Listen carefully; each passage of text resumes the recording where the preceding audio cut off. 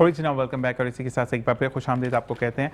और अब जो सिलसिला शुरू हुआ जाता है वो शुरू हुआ जाता है बैंक अल-फलाह का। बैंक अल-फलाह आपको ना सिर्फ बैंकिंग के बारे में बताते हैं, बैंकिंग का अवेयरनेस देते हैं, बल्कि आपको इकोनॉमिकल हमारी ज़िंदगी में चल रहा है उसकी भी तरगीब देते हैं। इसी के साथ साथ अगर हम सिर्फ दुनिया पर बात करेंगे तो दीन कैसे चलेगा, तो दीन के लिए उन्होंने शुजात रईस कदीरी साहब, जो कि किसी भी तारुफ के मोहताज नहीं है, प्रोजेक्ट डायरेक्टर ऑफ इस प्रोग्राम के, जो कि हम आपके सामने पेश करेंगे।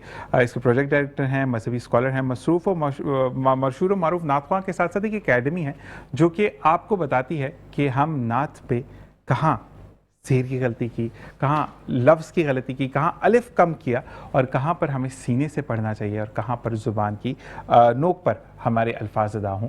तो ये तमाम वो बातें जो कि एक इंस्टीट्यूट ही आपको बताता है, और ये वो इंस्टीट्यूट हैं सिदारती अवार्ड याफ्ता, जो अब जैसे जैसे चीज़ें आगे होंगी हम आपको बताएंगे कि अभी भी हम, क्योंकि सूरत हाल कुछ ऐसी है कि अभी भी हम तकरीबात का नहीं कह सकते कि कब इनकाद होगा, लेकिन इनको वो अवार्ड मिल चुका है। उस्ताद मोहतरम अस्सलाम वालेकुम वरहमतुल्लाह, कैसे मिजाज आपका? बैंक अल-फलाह का बहुत बहुत शुक्रिया कि आप यहाँ मौजूद हैं।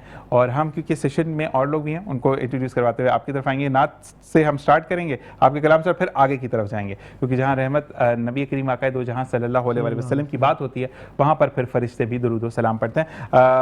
सालिह जाफर भाई, वो भाई जो कि मैं अक्सर इनके बारे में जब बात भी करता हूँ तो मुझे ये चीज़ आती है कि जब भी गलती होती है तो ये बहुत अच्छे तरीके से उसको एहसन तरीके से लेके, अस्सलाम वालेकुम वरहमतुल्लाह। वालेकुम अस्सलाम जनाब, आपने एक आध दफ़ा वो मैं गलती है, देखिए उसको मानना चाहिए कि मेरी गलती अब माशाल्लाह आप बिल्कुल सही ट्रैक पे सही आ गया। और मैं तो आपने जो इंट्रोडक्शन दिया अभी, मैं तो उस पर आपको तारीफ़ी कलमात कहने वाला था, मगर मैंने इंटरप्शन करना मुनासिब नहीं समझा। आपने माशाल्लाह इनके बारे में बहुत अच्छी बातें की। इसी के साथ हमारे साथ मौजूद हैं हमारे शहजादा भाई, जो कि ना सिर्फ तज्जिया करते हैं बल्कि आपको बताते हैं कि ball to ball, cricket to cricket चल क्या रहा है ज़िंदगी में, यानी PSL के ग्राउंड से। अस्सलाम वालेकुम शहजादा अमन भाई, कैसे मिजाज आपके?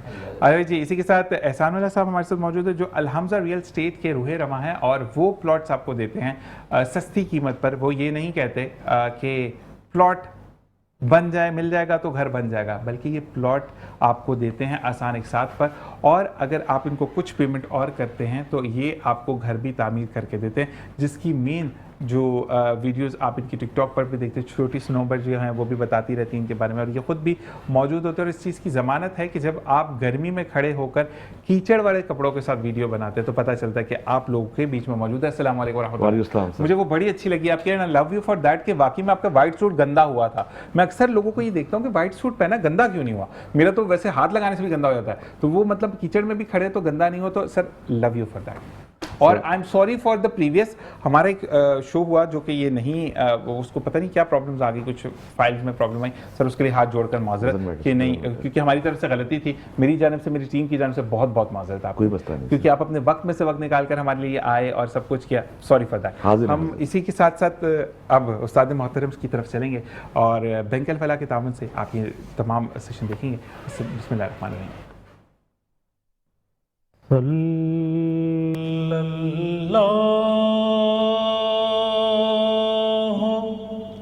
अलैका या रसूल अल्लाह वसल्लम अलैका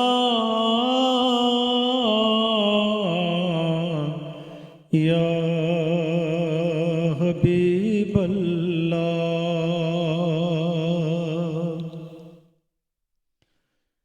हुजूर मेरी तो सारी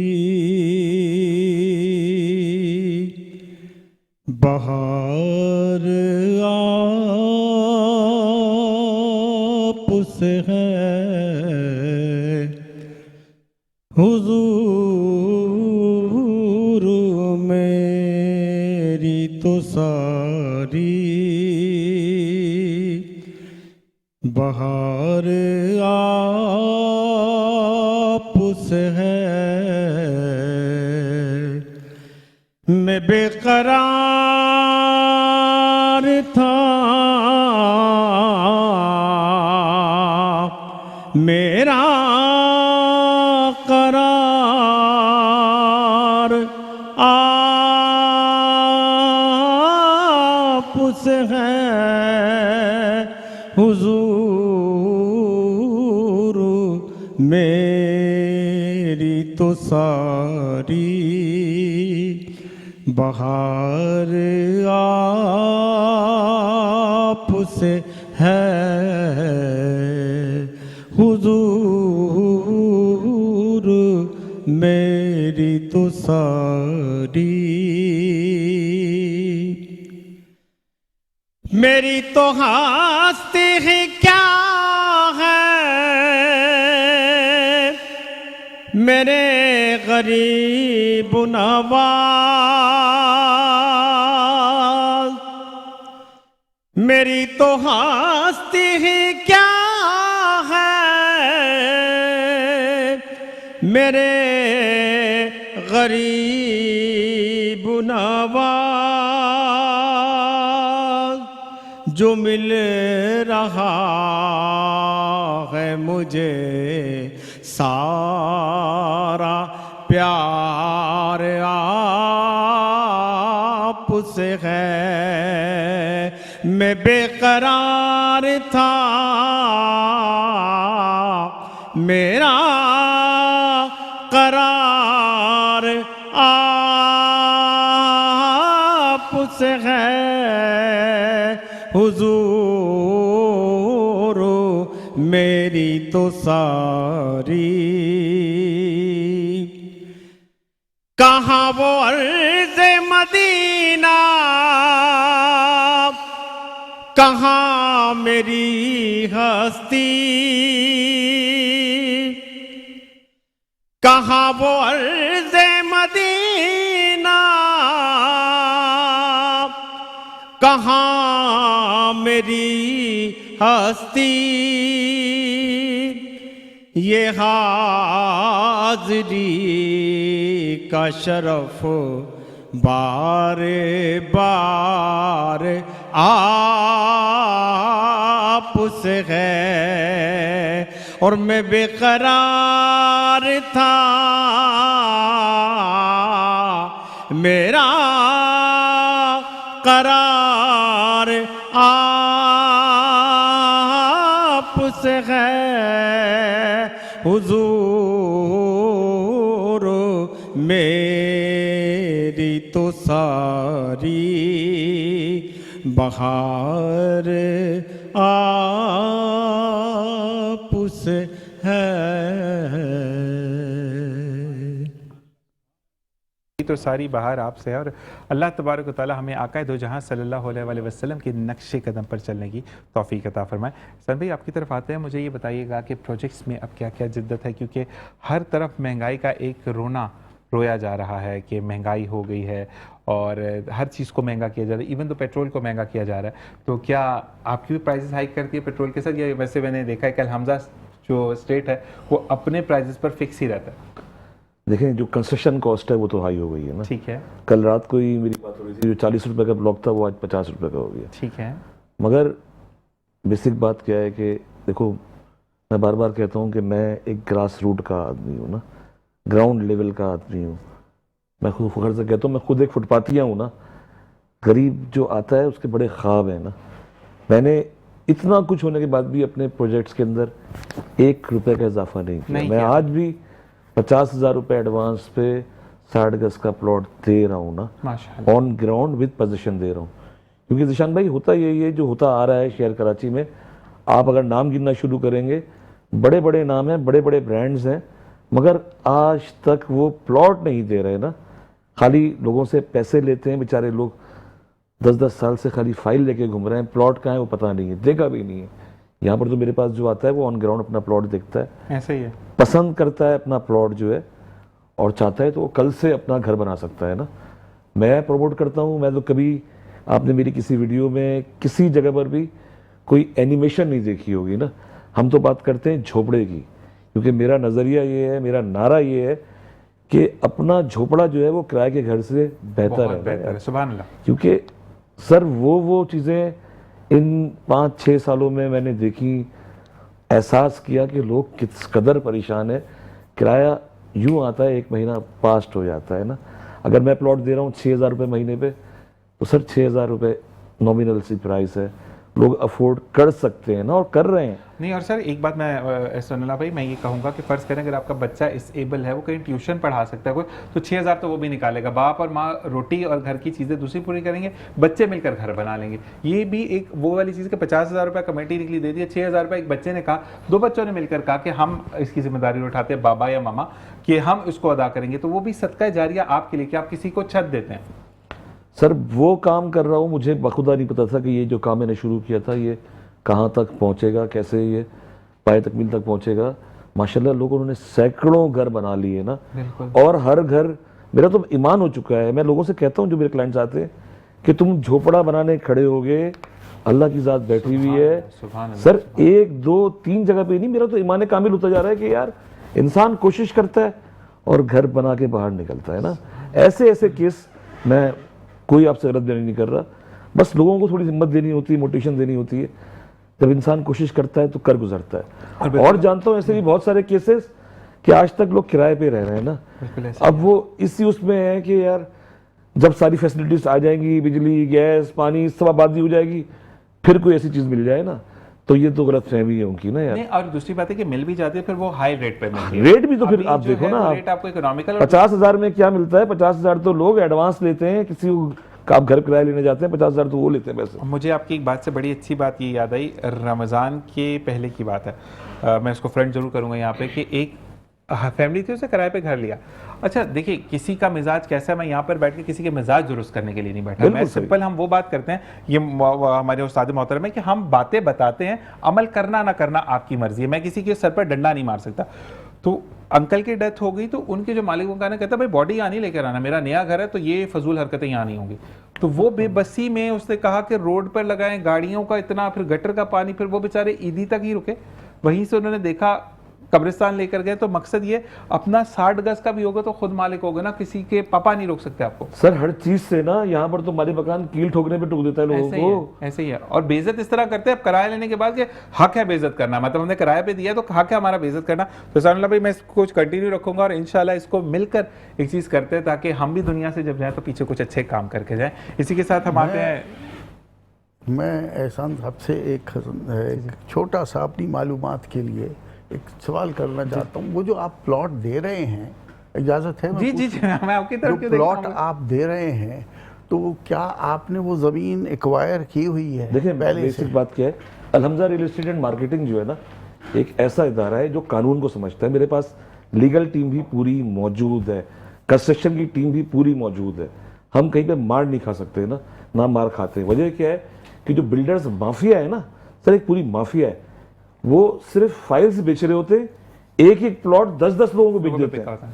ठीक है जी, हम जहाँ पे एग्रीमेंट करते हैं वहां पर हम पूरा एग्रीमेंट ओनर्स के साथ करते हैं। और इनका ये कि आपने प्लॉट ले लिया, फिर 4 दीवारी बाउंड्री कर लो, आप चाहो तो कर लो, आप किसी और से प्लॉट ले। जी जी, मेरी सर क्या औकात है, मैं तो एक ग्रास रूट का आदमी हूँ। अच्छा, मैं, आपका प्रोजेक्ट है, मैं आपके पास गया मीटिंग करने के लिए कि सर ये शराइत हैं, आप ये काम करा के देंगे, इन पैसों में देंगे, करते हो तो ठीक है, वरना टाटा बाय बाय। मैंने अभी प्रोग्राम से पहले जो बात छोटी सी कही थी ना, कि वो एक साहब, उन्होंने मुझसे ये कहा कि साहब वो एक ऐसे टाउन में कुछ गड़बड़ चल रही है कि साहब वो कुछ लोग जिन्होंने नहीं ले सके प्लॉट, तो वो प्लॉट अब वो केडीए वाले लोग जो हैं, जो भी करता धरता हैं, वो एक एफिडेविट के अगेंस्ट में वो आपको दे देते हैं इतने पैसे पे, और फिर मालूम हुआ वो आप बेचें 6-7 लाख पे, टोटल 120 गज का। नहीं, तहसील टाउन तो कीड़े के दायरा ही नहीं है, तो ये जिसने जब मुझे इतला दी है गलत दी है ना। उन्होंने मुझे, लेकिन शहर कराची जो है ना, वहाँ खाली केडीए नहीं है, वहाँ एमडीए भी है, एलईआरपी भी है, एलडीए भी है, मुख्तलिफ डिपार्टमेंट्स है ना, केएमसी भी है, मुख्तलिफ डिपार्टमेंट्स शहर कराची को ओन करते हैं ना। अगर आपके जहन में ये कि जी तहसील टाउन को जो है वो केडीए डील करता है, तो ऐसा नहीं है। केडीए मली डेवलपमेंट अथॉरिटी, एमडीए डील करता है। अच्छा। फिर एचएसए एक डिपार्टमेंट है, ह्यूमन सेटलमेंट अथॉरिटी, वो डील करता है। फिर गोट आबाद डिपार्टमेंट है। अब बेसिक बात क्या है कि लोगों को ज़मीन की मालूमात नहीं होती है। मुझे मालूमात है, एक तजुर्बा है, 22-23 साल से मैं इस फील्ड में हूँ, तो वही मैं कह रहा हूँ कि मैं मात नहीं खाता क्योंकि मुझे हर ज़मीन के स्टेटस का पता होता है। ठीक है जी, मैं वो काम करता हूँ अपने कराची वालों को कि 100% डिलीवर करूँ, उनको 100% पोजीशन दूँ। अच्छा, आपने एक अपनी शिकायत बताई थी किसी बैंक में जाके आपको प्रॉब्लम आई। मैं आपको कहता हूँ, ऑल्दो मेरा ताल्लुक़ डायरेक्टली बैंक अल फलाह से नहीं है, लेकिन आप किसी बैंक में ब्रांच में जाइए, वहाँ से अगर आपको कोई प्रॉब्लम आए मुझे फ़ोन कर दीजिएगा, मैं उस ब्रांच मैनेजर से बात करके उसे टेक्निकली सेटिस्फाई करूंगा ताकि आपका अकाउंट जो है वो आराम ओपन हो से जाए खुल जो है। जाए। और हो जाएगा, जितने भी मसले मसाइल आए हैं वो खत्म हो जाएंगे। यहाँ पे हमें सामने वाले भाई को देखें, हमें यहाँ पे ब्रेक पे जाना पड़ेगा। और जी एक छोटा सा ब्रेक, मिलते हैं ब्रेक के बाद। देखते रहिए मुस्कुराते से वापस जीशान है सर।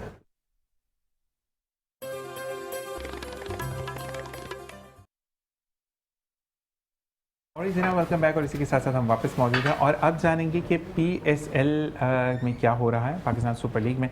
और अब आज किस किस के बच्चे हैं, ज़्यादा भाई बताइएगा। बिल्कुल, देखें कराची वाले बड़े इंतज़ार में थे कि पाकिस्तान सुपर लीग के मैचेस कराची आएँ और आज से कराची में मैचेस का आगाज़ हो रहा है। अच्छा, आज से हैदराबाद किंग्समैन और पेशावर ज़ल्मी के दरमियान आज जो है मैच खेला जाएगा।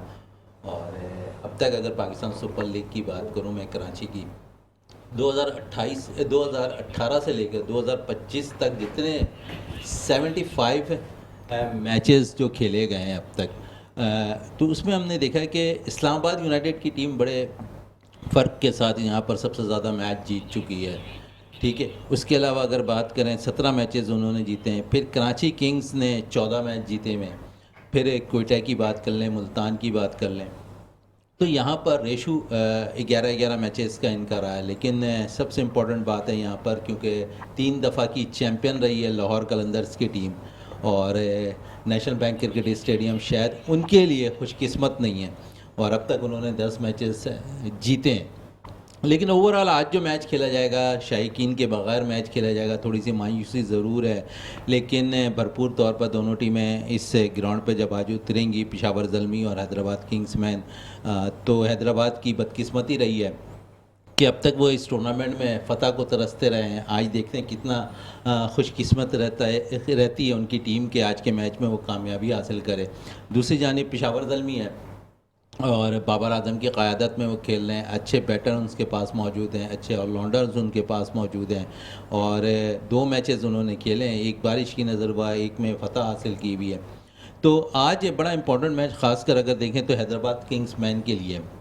मैं बारहा यही कहा कि अपने शो के अंदर आपको भी यही कहा कि किंग्समैन इस वक्त इस वजह से जेल नहीं हो पा रही है कि उनके कप्तान शायद वो वसी तजुर्बा नहीं रखते T20 फॉर्मेट की कप्तानी का, और अब तक जो उनको कप्तानी T20 में अगर वो अपने मुल्क के अंदर भी करते रहे हैं तो उन्होंने सिर्फ 2 मैचेस के अंदर अपनी कप्तानी की है। और पाकिस्तान सुपर लीग के अंदर वो हैदराबाद किंग्समैन की कप्तानी कर रहे हैं, वो सिर्फ इस वजह से कि किंग्समैन जो अमेरिका की एक टीम है और उसके 6-7 प्लेयर्स इस वक्त हैदराबाद किंग्समैन में भी खेल रहे हैं और वो यहाँ पर शायद वो जेल नहीं हो पा रहे।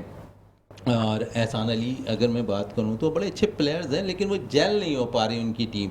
और मैं समझता हूं कि 5-6 प्लेयर्स का जो फ़र्क नज़र आया ना, वो इस टूर्नामेंट में शायद उनको अब तक ले डूबती नज़र आ रही है। उनको शायद बजाय उनके ऑनर को कि पाकिस्तान में जो डोमेस्टिक क्रिकेट होती है उन प्लेयर्स को इंतखाब करते, बजाय इसके कि उन्होंने हैदराबाद किंग्समैन में जो ज़्यादातर लीग अमेरिका में खेल रही होती है लड़के 5-6, उनको सेलेक्ट किया और शायद यही वजह है कि वो अब तक इसमें कामयाब नहीं हो पाए हैं। और साथ मजीद आपसे सूरत हाल हम जानते रहेंगे। और मुझे वो भी जानना है कि अब टीम, अगर हम स्कोरिंग के हिसाब से जाएं तो मैं एक सवाल के बाद जी सवाल भाई आपकी तरफ आते हैं कि करंट सिचुएशन ईरान में वॉर की है, ऑल ओवर द वर्ल्ड अगर हम देखें तो पूरी दुनिया में एक जंग चल रही है, तो क्या फ्यूचर देखते हैं नियरेस्ट हैपनिंग, क्या ईरान का फ्यूचर होगा? देखिए, कल रात तक बड़ी ऐसी सिचुएशन थी कि बस 4-5 घंटे के बाद ये हो जाएगा वो हो जाएगा। उसने कहा कि मैं पूरी नस्लें तबाह कर दूंगा, ट्रम्प साहब ने ये कह दिया और उस पर काफ़ी ले दे हुई वर्ल्ड वाइड, जुबान पर भी बड़ी ले दे हुई कि जो उन्होंने गंदी गंदी बातें की है। तो वो शायद अच्छा, फिर थोड़ा सा सिचुएशन ये की गई कि वो हमारे जो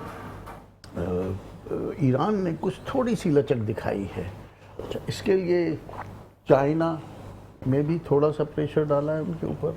तो एक मेरा ख्याल है कि जो कुछ भी अब ये तय हुआ है इन दोनों के दरमियान 15 दिन का सही, लेकिन ये कि शायद उम्मीद ये करना चाहिए हमें कि ये बेहतर शिमाली हो कोरिया ने भी तो जाएगा। हिमायत का ईरान के साथ ऐलान कर दिया, फिर वो उसके बाद चाइना ने कर दिया, फिर इसी तरीके से जो भी है। और दूसरी चीज़ ये कि जब तमाम चीज़ें हुई, अव्वल आलम ये देखिए, मैं जो भी बात करता हूँ, मैं अक्सर मैं सौलत भाई की तरफ से बात करूँ, मैं अपने उस्ताद मोहतरम की तरफ से बात करूँ, मैं एहसानुल्लाह भाई की तरफ से बात करूँ, या शहजादा भाई की तरफ से, हम तमाम सोशल मीडिया की बात करते हैं। हम उस ऐवान में, उस जगह पर, उस सिनेरियो में बैठे नहीं होते। लेकिन अब ये भी रिपोर्टें सामने आई हैं कि अब क्योंकि इसको रुकना इस वजह से भी था कि सब ने अमेरिका को कहा we are not going to give you any funds, हमारी जितनी भी जो हमने गिफ्टिंग की है वो वापस करो।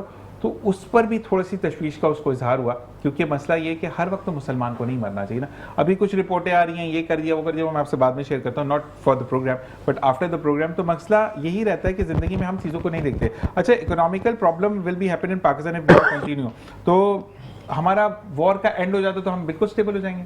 देखिए, ऑलरेडी आपके ऊपर एक बोझ पड़ गया है, और ये जो पेट्रोल की प्राइसेस ऑनेस्टली और डिसऑनेस्टली जो भी बढ़ा दी गई, वो उनका इफेक्ट जो आया हर चीज़ पे आया है, हर चीज़ पे आया है।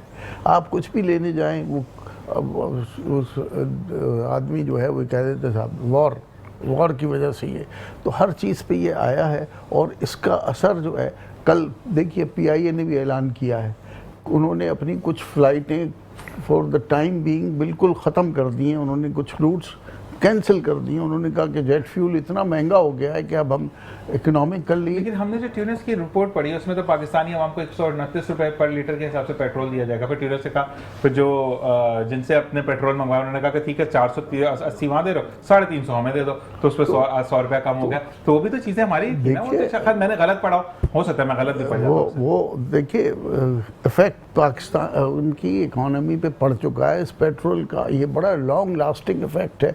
और इवन अगर आज जंग ख़त्म हो जाए, हमारी कैरेक्टर, नेशनल कैरेक्टर क्या है?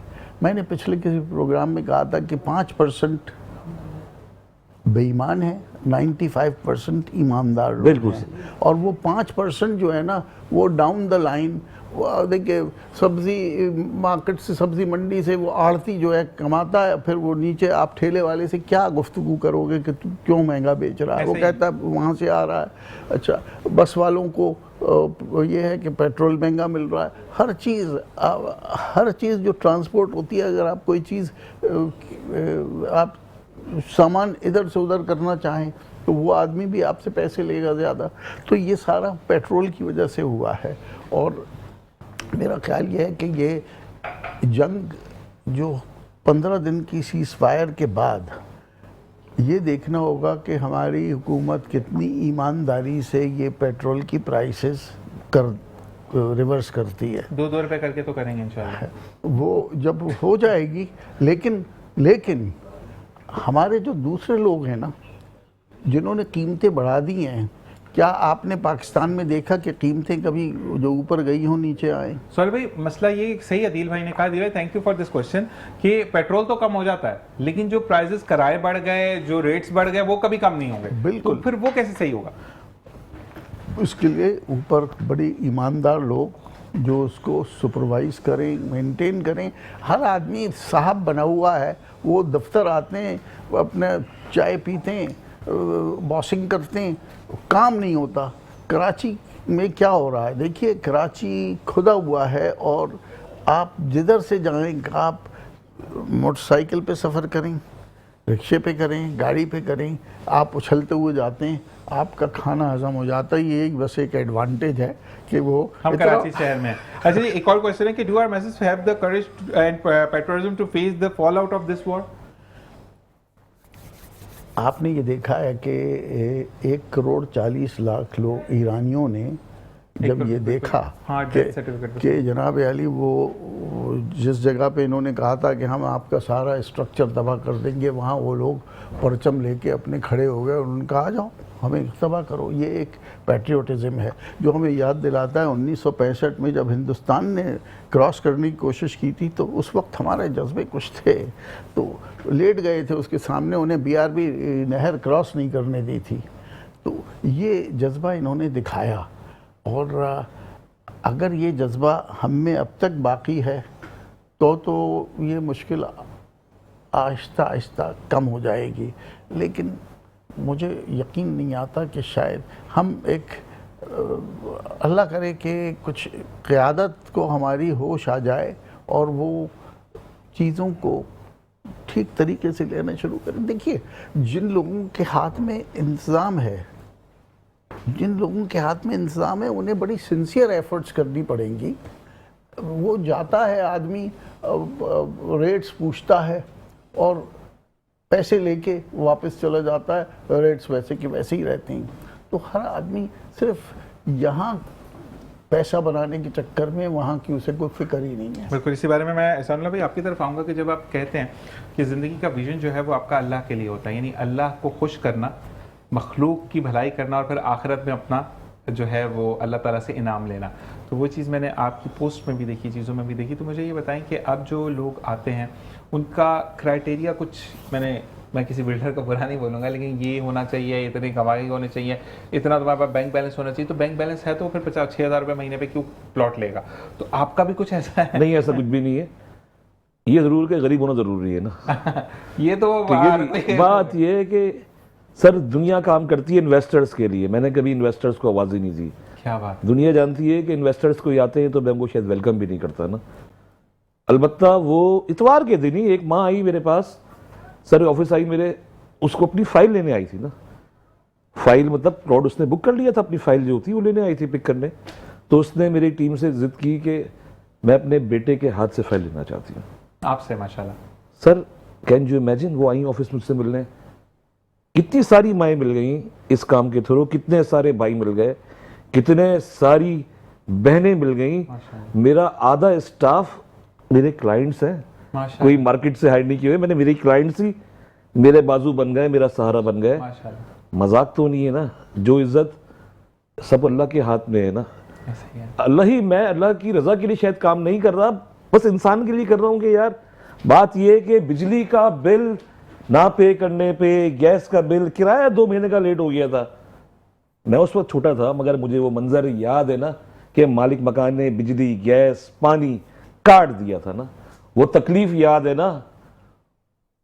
किसी से चूल्हा मांग के लाया था, कोई रिश्तेदार गए थे हज पे, वो चूल्हा भी सही काम नहीं कर रहा था, कार्बन फैल गया था किचन में, अम्मी के कपड़े खराब हो गए थे। वो सब मंजर याद है, वो इंतकाम याद है। सर ये सब मजाक नहीं था ना, लोगों ने ये तंग किया। हम गरीब थे, बस यही था ना, गरीब थे। मगर कोई बात नहीं, गरीब थे।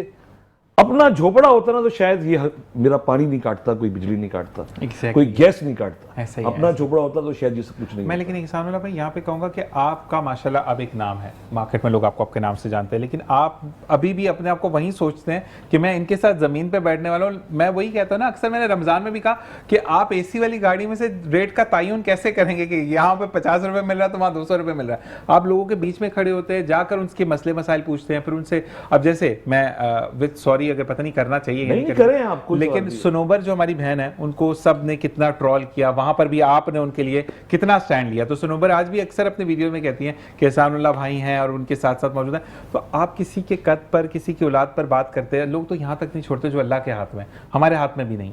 सर कोई भी ऐप हो सकता है ना इंसान के अंदर। मैं थोड़ा सा मोटा हूँ, आप बोल रहे हैं मोटा, डजंट मैटर, मगर आप किसका मजाक उड़ा रहे हैं। बीमारियां आपको भी हो जाती है, मुझे भी हो जाता है, किसी के सर में बाल कम है, सब चीजें अल्लाह की तरफ से है ना यार। आपने शहजादे को देखकर बोला आप सेहतमंद हैं, आप सेहतमंद हैं। कह रहा हूं कि अल्लाह का मजाक उड़ाओगे सर तबाह बर्बाद हो जाओगे। आपने नाम लिया सनोबर का, मैं उसको, मेरी छोटी बहन है ना यार, क्यों नहीं होगी, उसके बच्चे मेरे बच्चों की तरह हैं। बिल्कुल ऐसे ही, वो भी थोड़े से शॉर्ट हेडेड है। आपने लेकर आना सनोबर बाजी को, आपने बोला था मुझे, जरूर लेके आऊंगा। मैं ऑन एयर बोल रहा हूँ आपसे। हाँ, मैं जरूर लेके आऊंगा इंशाल्लाह, बहुत जल्द लेके आऊंगा। बात ये है कि आपने कहा ना लोगों ने तो उसका मजाक बनाया है ना, मैंने उसको हमेशा कहता हूँ कि यार नहीं, तुम मेरे लिए मजाक नहीं हो, तुम मेरी बहन हो ना, मजाक नहीं। तुम अपना काम जो भी करोगी सिंसियरली करोगी लोगों के। मैं तो सबको ये सिखाता हूँ, उसको भी ये सिखाता हूँ कि यार अल्लाह करे वो जिंदगी का हमारी आखिरी दिन हो, जिस दिन मैं अपने क्लाइंट का बुरा सोचूं, जिस दिन मैं उसके लिए कुछ गलत सोचूं, उस दिन हमारा चैप्टर ही क्लोज हो गया है अल्लाह तो और शायद वही वजह है कि अल्लाह अच्छा चला रहा है। अल्लाह ताला आपको ऐसे ही रखे। इसी के साथ एक ब्रेक के बाद वापस आएंगे और उस्ताद मोहतरम से बात करेंगे एक देखते रहिए मुस्कुराती सुबह जी शाह नज़र। जनाब वेलकम बैक। और इसी के साथ साथ हम ज़फ़र आलम मलिक साहब का बहुत बहुत शुक्रिया अदा करते हैं। ज़फ़र भाई बहुत बहुत शुक्रिया आपने कि तमाम चीज़ों को आपने यहाँ पर अक्सबंद किया और उसके बाद आपने उसको इश्तिहार दिया, यानी अखबार में उसको पेस्टअप करवाया।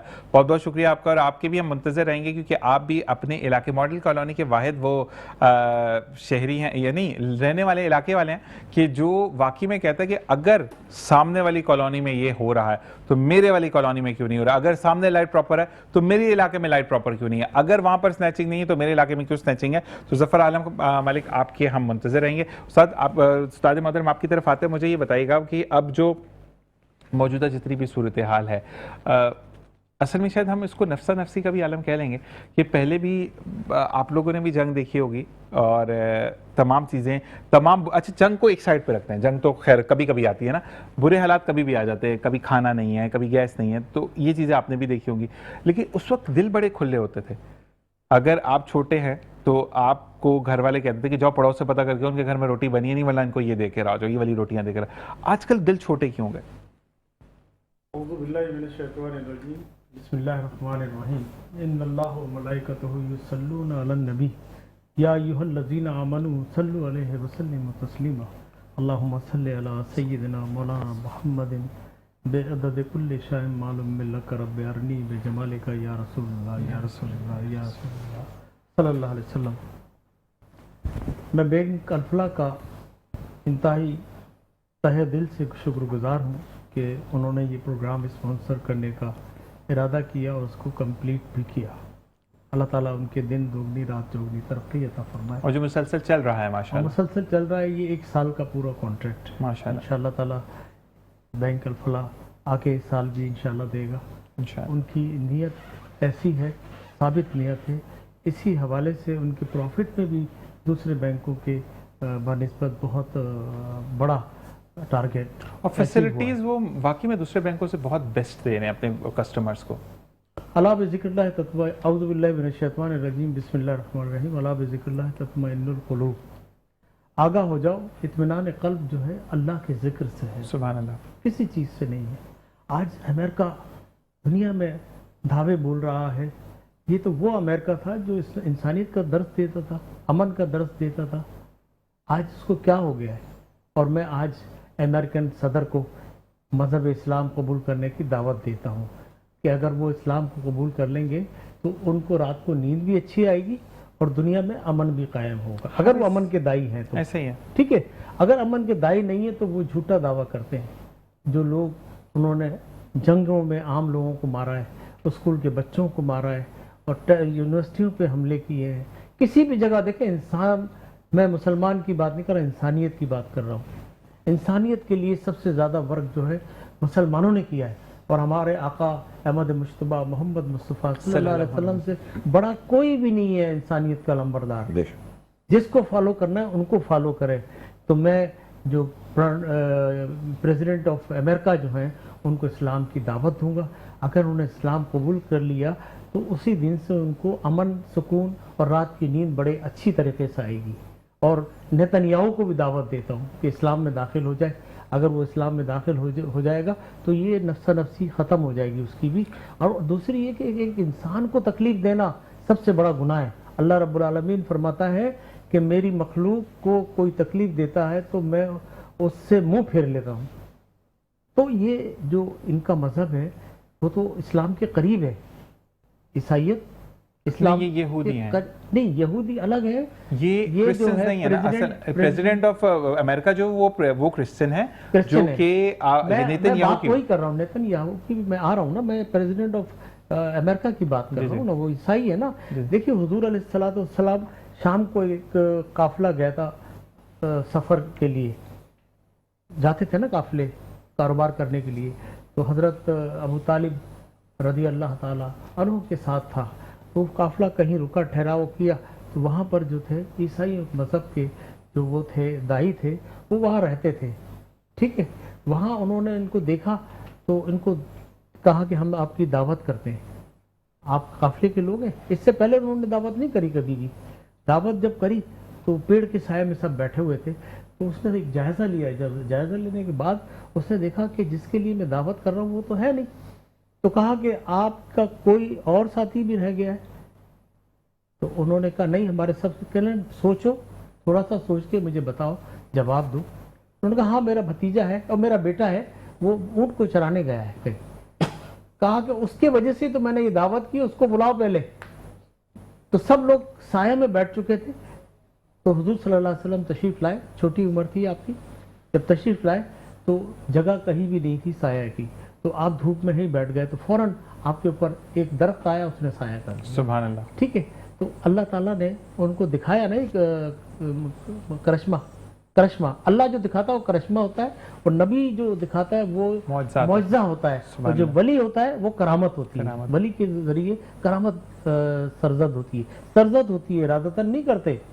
देखिए औलिया अल्लाह इरादतन कोई काम नहीं करते, वो अल्लाह तबारक व तआला ने जो लिखा होता है, जो अल्लाह उनसे कराता है। बिल्कुल। जी सवाल भाई कुछ कह रहे हैं? मैं ये कह रहा था, अपनी कदीर साहब ने नेतन्याहू और ट्रंप को दावत इस्लाम दे दी। जो पड़ोस में मोदी है उसको भूल गए भाई आप? तो मोदी तो उनका शागिर्द है ना, जब उस्ताद ले आएगा इमाम तो शागिर्द पहले खड़ा होगा। उसको भी ऑन एयर दावत तो दे दीजिए। तमाम आलम में इंसानियत का जो दावा करते हैं उनको मजहब इस्लाम में नहीं, बहुत अच्छी। और एक चीज है बींगा, ये एक नेक अमल है। नहीं, दूसरी बात है कि नबी करीम जो कहा कि दावत दो इस्लाम, अमल करें या ना करें, नहीं आपने अपना फर्ज अदा या ना लाए, नहीं आपने अपना फर्ज अदा कर दिया बीइंग अ मुस्लिम कि आप इस्लाम की दावत दें। इस्लाम के अंदर ये नहीं कि आप सर पे डंडे मारेंगे इस्लाम का, आप प्यार मोहब्बत और खुलूस से आप इस्लाम की दावत दें। और वो कहते हैं ना कि आजकल बड़े एक ऐसा ना भाई ये बड़ा मीठा है जुबान से जो अच्छा बोलते हैं, तो बड़े अच्छे एक बंदे ने मुझे आपकी बल्कि मिसाल थी, इन्होंने कहा था कि आका दो जहां सल्लल्लाहु अलैहि वसल्लम से कोई मीठा था, कोई मीठी जुबान बोलता था, कोई मीठे अंदाज में बात करने की मतलब एक्ट्स करता था। तो वही वाली चीज़ के बंदा लाजवाब हो गया। जी शहजादा भाई आप बताइएगा कि स्कोरिंग के हिसाब से कौन सी टीम 1 2 3 4 है?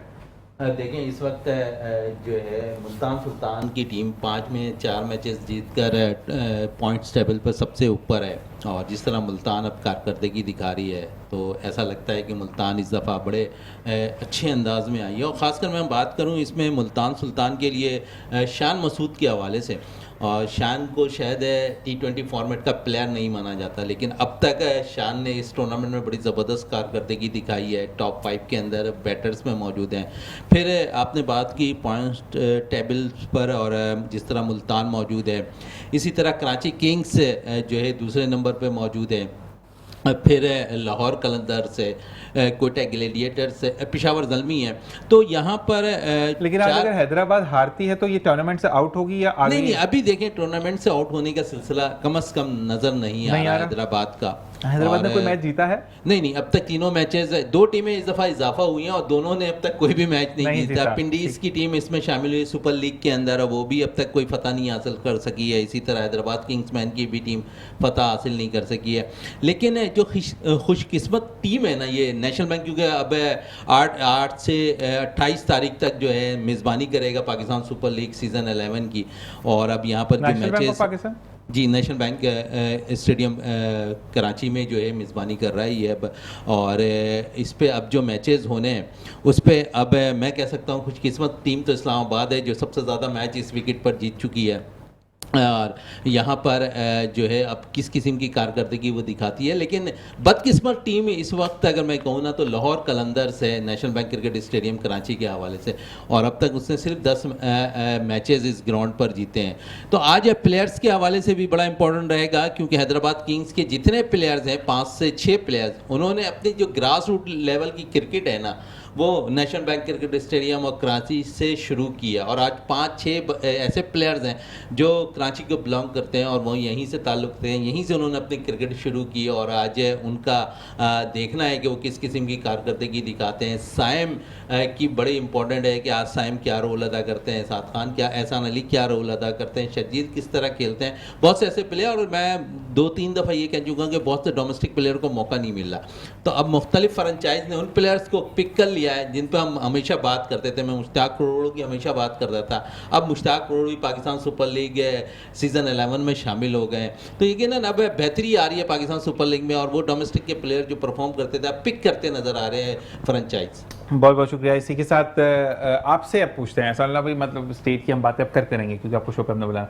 क्रिकेट खेलते हैं, पसंद है खेलना? या जवानी में खेलते थे। तो अभी कौन सा बुड्ढे हो गए आप भाई? सर अब तो टाइम नहीं मिलता। नहीं तो मकसद ये कि एक चीज़ होती है जैसे कि मुझे क्रिकेट खेलना भी बहुत पसंद था, मुझे जब तक मेरी किडनी लॉस नहीं थी उसके बाद मुझे देखना भी बहुत पसंद था, लेकिन जब हमारी शानदार टीम ने जो झंडे गाड़े ना दुनिया में जाके, वो बड़ी बात है कि इंडिया पाकिस्तान का मैच होता है वो मैं जरूर देखता हूँ, कुछ भी हो।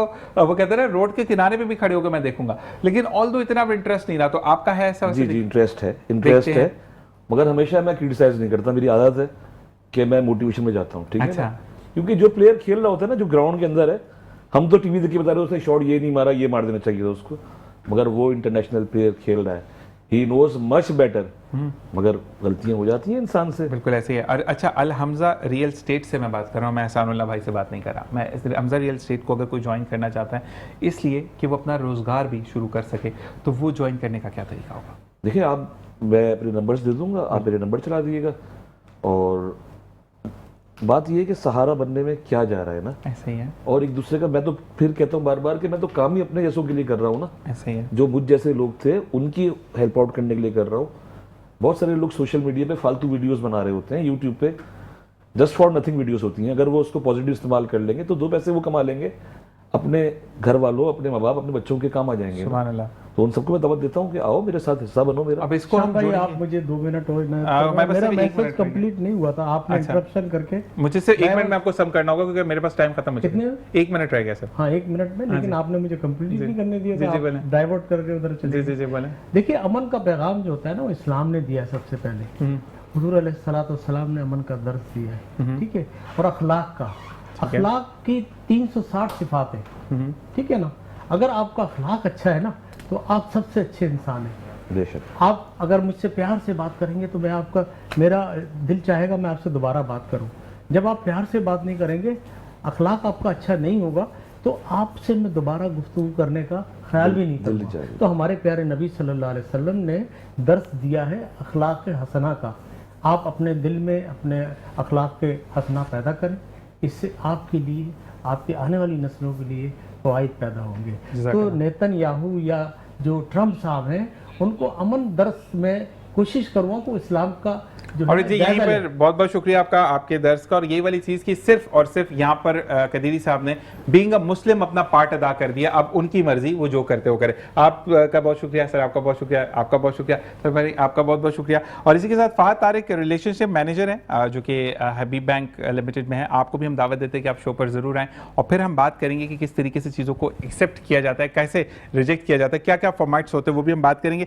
इसी के साथ यहाँ पर वक्त का ख़त्म हो जाता है, लेकिन प्रोग्राम के साथ ही हम आपको पैकेज की तरफ लेके जाएंगे। क्या हो रहा है उस पैकेज में, उससे पहले मैं इजाज़त चाहूँगा कि देखने और सुनने में या बोलने में आपको कोई चीज़ ऐसी फील हुई हो तो मैं माजरत खाऊँ, क्योंकि हमारा बिल्कुल हद के मतलब नहीं होता कि हम कोई भी चीज़ दिल आज़ारी के लिए करें। इसी के साथ अपना और अपने प्यारों का ख्याल रखें। टाइटो मेट्रो न्यूज़ को अपनी दुआ में याद रखें। कल आपसे फिर मुलाकात होगी। पाकिस्तान जिंदाबाद, पाक आर्मी पाइंदाबाद, ईरान और तमाम मुस्लिम उम्मा पे अल्लाह अपना फजल करम रखे। इसी के साथ इस दुआ के साथ जाऊँगा कि कल फिर मिलेंगे। अल्लाह निगहबान।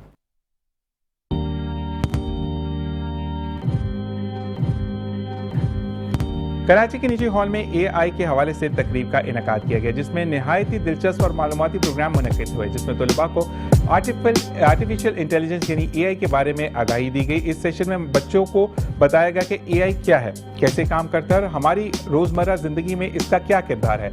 इस मौके पर डायरेक्टर ज़ुहैब इकबाल का कहना था कि तलबा ने सीखा कि AI टेक्नोलॉजी किस तरीके से तालीम, सेहत और दीगर शोबों में इनकलाब ला रहा है। इनकी कारकर्दगी को मद्देनजर रखते हुए बेहतरीन कारकर्दगी दिखाने वाले 12 तलबा को मुंतखब किया गया। आखिर में इन 12 नुमाया तलबात को that students are prepared for life ahead. We just do not believe in the orthodox system of education. Instead, we believe in preparing students for the skills that